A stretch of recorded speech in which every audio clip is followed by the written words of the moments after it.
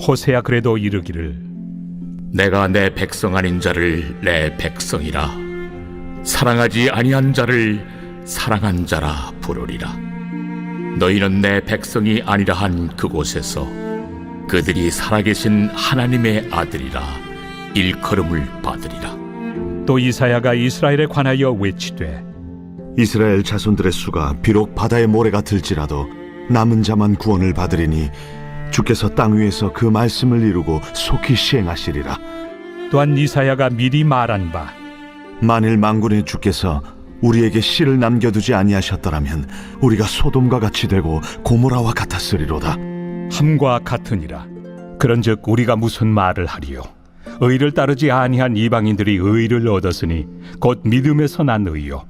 의의 법을 따라간 이스라엘은 율법에 이르지 못하였으니 어찌 그러하냐? 이는 그들이 믿음을 의지하지 않고 행위를 의지함이라. 부딪힐 돌에 부딪혔느니라. 기록된 바 보라, 내가 걸림돌과 거치는 바위를 시온에 두노니 그를 믿는 자는 부끄러움을 당하지 아니하리라. 함과 같으니라. 소풍교회 9월의 주제는 지혜입니다. 네, 다 알고 계시죠? 네, 소풍교회 9월의 주제는 지혜예요. 담임 목사님께서도 2주 전 설교회에서 말씀하셨지만 2주 전 설교가 잘 기억이 나지 않으신 분들은 네, 인터넷으로 언제든지 다시 찾아보실 수 있습니다. 지혜롭기 위해서는 자기 객관화가 중요하다라는 말씀하셨어요. 그런데 자기 객관화, 자기에 대해서 도대체 무엇을 객관적으로 알아야 될까요? 가장 중요하게 자기에 대해서 알아야 할 점은 바로 내가 정말 죄인이라는 사실입니다.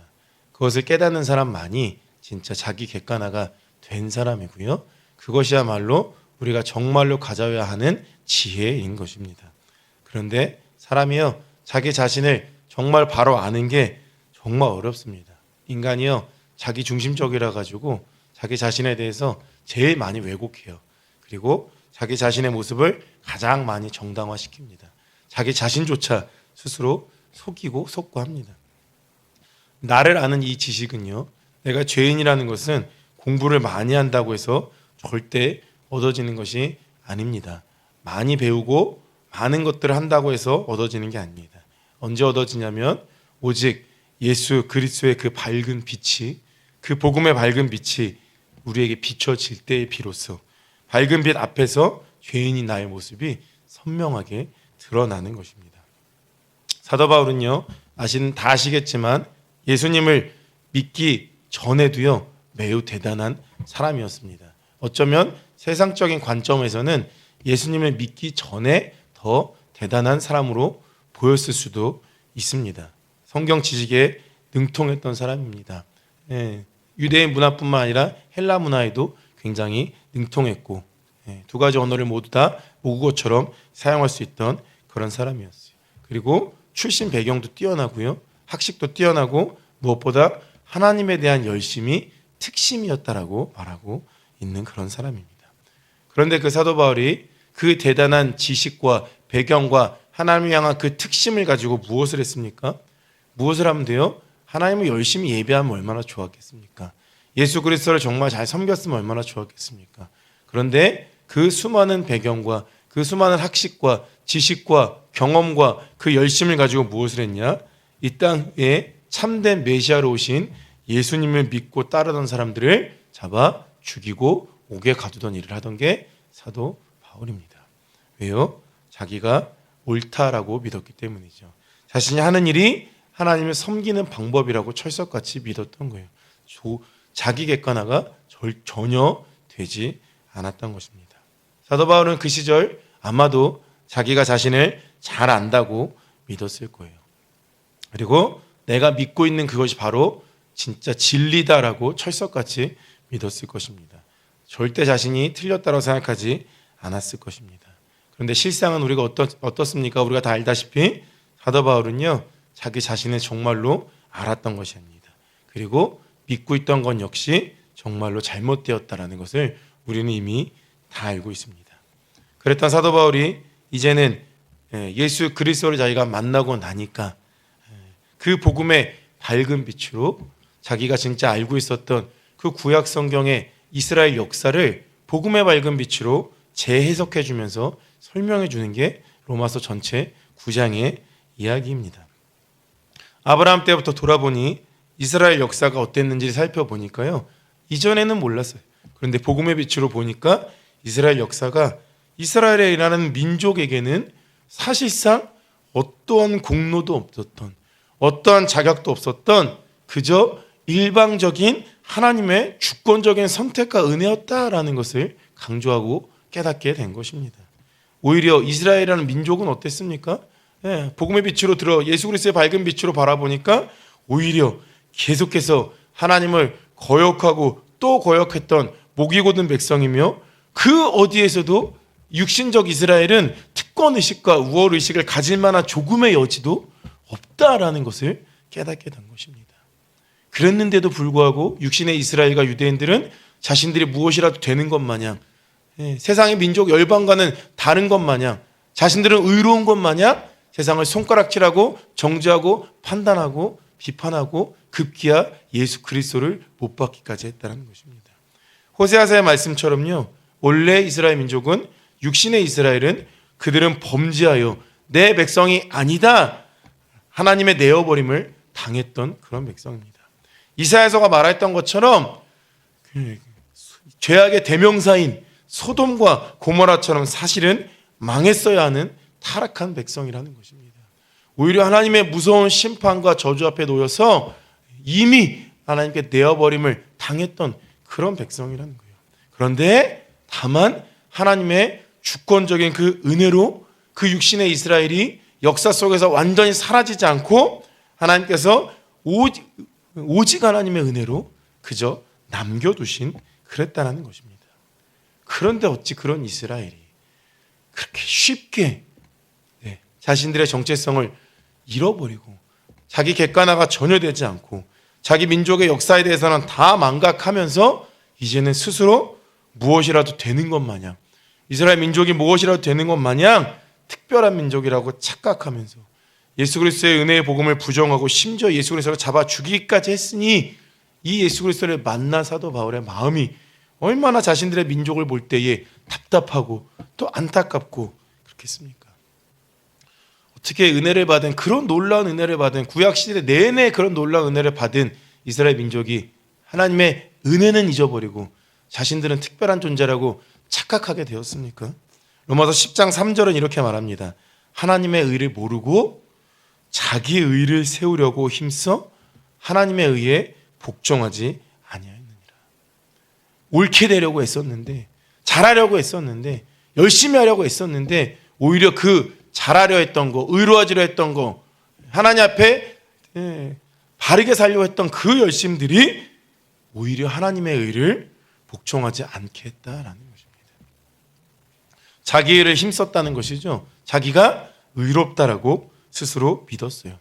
목숨 걸고 제사하고, 목숨 걸고 율법 지키고, 목숨 걸고 온갖 종교들은 다, 종교적인 짓거리들은 다 해대면서 날 때부터 태생적으로 나는 아브라함의 자손이야 라고 얘기하면서, 의로운 백성이야 라고 얘기하면서 착각했다라는 것입니다. 그 많은 은혜의 역사에도 불구하고 자기 객관화가 도저히 되지 않은 것이죠. 왜? 오히려 자신들의 종교성 때문에 그렇습니다. 그런데 이게 비단 육신적 이스라엘의 모습만은 아닐 수도 있습니다. 복음에서 멀어지면 언제든지 우리에게도 일어나는 일들이에요. 복음이 우리에게서 왜곡되거나 희석되면요, 언제든 우리에게도 일어날 수 있습니다. 많은, 얼마나 되는 기독교인이 그럴지는 모르겠지만 신앙생활을 오래 하다 보면 복음이라는 것은 매우 기초적인 것이라 생각해서 어느 날부턴가 복음에 대해서 우리는 다 알아 라고 생각합니다. 어느 날부터 우리는 복음에 대해서는 이미 우리가 잘 알고 있다라고 착각하고 살아갑니다. 우리는 어떻습니까? 우리야말로 호세아서가 말한 것처럼 하나님이 백성이 아니다라고 불렀던 자들이죠. 하나님 백성이였다가 아니었던 게 아니고요, 날 때부터 우리는 하나님 백성이 아니었습니다. 하나님 백성이 아닌 수준이 아니라 하나님이 누구인지도 몰랐습니다. 하나님이 계신 줄도 몰랐던 자들입니다. 예수 그리스도는커녕 하나님의 히읗자도 모르던 그런 백성이 하나님의 주권적인 일방적인 선택과 은혜로 하나님의 백성이 되어 이 자리까지 나와 새벽 기도까지 섬길 수 있게 된 것이죠. 우리는 어떤 자들이었습니까? 우리야말로 소돔과 고모라처럼 심판받아 마땅하는 그런 악한 자들이었습니다. 그렇지 않습니까? 네, 세상에서 가장 동서고금을 막론하고 가장 큰 잘못이, 가장 큰 죄가 무슨 죄인지 아십니까? 그건 살인죄나 그런 죄가 아니고요. 반역죄입니다. 반역죄.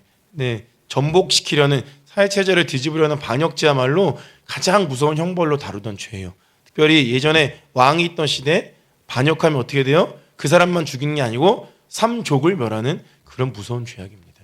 그런데 우리는 왕도 아닌 이 땅의 왕중왕 하나님께 반역해도 또 반역하고 또 반역하고 거역하고 그렇게 살던 그런 자들입니다. 그런데 하나님이 그렇게 소돔과 고모라처럼 심판하셔서 이미 지옥에 들어갔어야 될 우리를 긍휼히 여기사 어떻게 하셨어요? 하나님 백성 삼아주셨어요. 하나님 자녀 삼아주셨어요. 어떠한 자격도 공로도 우리에게 있을 수가 없어요. 오직 하나님의 은혜로 우리는 오직 믿음으로만 구원을 받았습니다. 그렇다고 우리가 본성이 바뀝니까? 그렇다고 우리가 대단히 거룩해지셨습니까? 그렇지 않죠. 종교성으로 우리가 교묘하게 나 자신을 감추고 있을 뿐이죠. 사실은 감추고 있어요. 우리가 껍데기가 아무리 종교적인 행위로 포장돼도요, 사람은 속습니다. 제가 이렇게 앞에서 설교하면 사람들이 목사님은 그래도 좀 다를 거야 라고 사람들은 속일 수 있어요. 그런데 하나님이 속을까요? 하나님은 절대 속지 않으십니다. 왜요? 내 마음에 숨은 동기를 보시기 때문에 그렇습니다. 우리는요, 종교적인 행위로 자기 자신조차 쉽게 속입니다. 나는 그래도 꽤 괜찮은 신앙이냐, 나는 그래도 새벽을 깨워 기도할 줄 아는 꽤 괜찮은 신앙이냐. 그런데 진짜 지독한 죄인입니다. 정말 우리는요, 그런 거 보면 정말 지독한 죄인이에요. 조금만 우리가 뭐 잘하는 것 같고, 조금만 신앙생활 잘하는 것 같고, 조금만 인정받는 것 같으면 내가 뭐라도 된 것 같아요. 내가 뭐라도 특별한 사람이 된 것 같은 착각에 빠집니다. 그래서 우리가 진짜 은혜 앞에 나와 늘 엎드리는 것입니다. 그래서 우리가 정말 하나님의 복음 앞에 나와 늘 엎드리는 거예요. 제가 볼 때 새벽 기도까지 나오시는 분들은 두 부류의 사람들이 계신 것 같아요. 정말 은혜 아니면 살아갈 수가 없는 분들, 그렇죠? 내가 이 새벽을 깨워 하나님의 은혜가 오늘 내게 부어주지 않으면, 하루의 은혜가 내게 없으면 와, 나는 망했다, 이런 분들. 저는 다 그런 분들인 줄로 믿습니다. 아멘 소리가 없는 거 보니 그런 분들인 줄로 믿어요, 저는. 그런데 또 그런 분들도 있어요. 진짜 지독하게 자기가 강한 분들이야말로 새벽을 깨울 수 있는 그런 분들도 계시다 제가 생각해요. 하나님의 은혜 앞에 엎드리고 복음 앞에 엎드려서 진짜 내가 얼마나 끔찍하고 추악한 죄인인지 기억하지 못하면요, 오히려 우리도 육신적 이스라엘처럼 은혜를 핍박하는 일들로 일어날 수 있습니다. 누군가가 은혜를 받으면 기뻐하고 그 사람들을 축복하기보다 어때요? 실주. 그런 마음이 제 안에서도 막 일어나요. 똑같은 목사인데 왜 누구는 하나님을 더 사랑하는 것 같고 나는 그러지 않은 것 같지? 그럴 때 있습니다. 나도 열심히 하는데 하나님 왜 나는 인정해주지 않으시는 것 같지? 그런 사람들입니다. 반대로 저보다 못한 사람들 보면, 신앙적으로 뭔가 열심히 부족해 보이는 사람들 보면 어때요? 아유, 기도도 안 하는 것들, 이런 마음이 제 안에서도 계속 드러나요. 아유, 저 나쁜 것들, 이런 마음들. 기도한다는 제가 누군가를, 기도하고서 누구를 정죄합니다. 기도하고서 누구를 판단해요. 오히려 기도하면서 우쭐해져서 나는 무슨 대단한 신령한 사람이라도 되는 줄 알고, 그게 저이고 그게 우리입니다. 그래서 우리는요, 늘 은혜의 복음 앞에 바싹 엎드려 있어야 되는 것입니다. 하나님, 이 새벽에 진짜 내가 오늘 하루에 은혜를 내게 덮어주시지 않으신다면 나는 소돔과 고모라처럼 망한 자입니다. 그런 자를 부르셔서 하나님 백성 삼으시고 또 기도의 자리까지 불러주시니 감사합니다.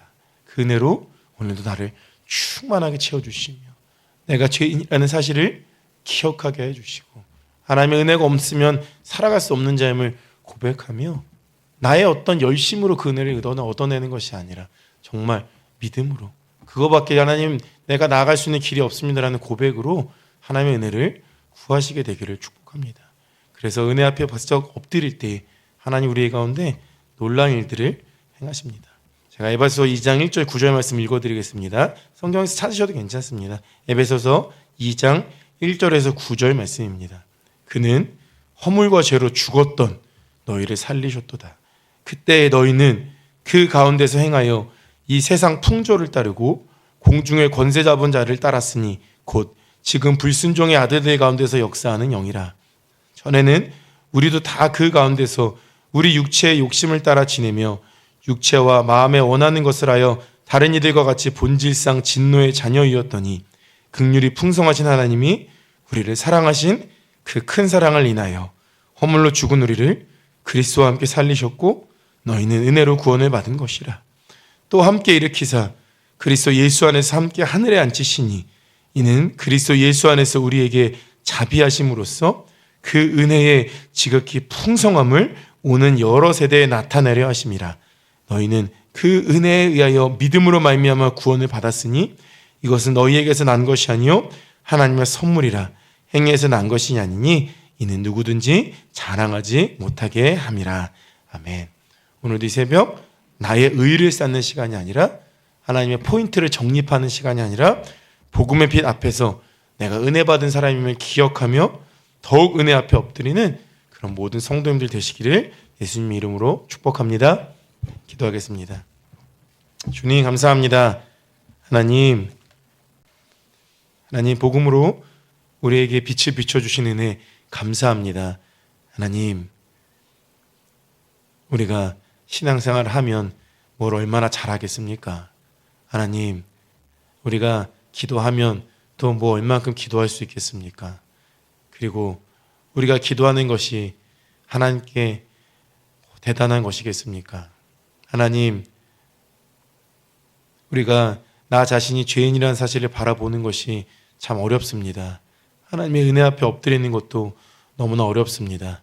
우리는 정말 지독한 죄인이라서 하나님 주께서 오직 일방적인 은혜와 주권적인 은혜로 우리를 부르셨는데 그것이 마치 내가 무엇이라도 되는 것 마냥 착각하는 그런 일들이 너무나도 많은 것을 고백합니다. 주여 이 새벽을 깨워 주 앞에 엎드리는 모든 성도님들 가운데에 성령이 임하여 주시옵소서. 복음의 빛을 비춰 주시옵소서. 그리하여 열심히 신앙생활하면서도 그리스도를 모르는 그런 안타까운 일들이 일어나지 않게 해주시고 정말 우리가 하나님 앞에 나오면 나올수록 은혜 앞에 엎드리는 그 은혜를 더 깊이 경험하는 그래야 그 은혜로 더 충만해지는 우리 모든 성도님들 되게 하여 주시옵소서. 이 새벽 그런 시간 되게 하실 줄로 믿습니다. 감사하며 예수님의 이름으로 기도합니다. 아멘.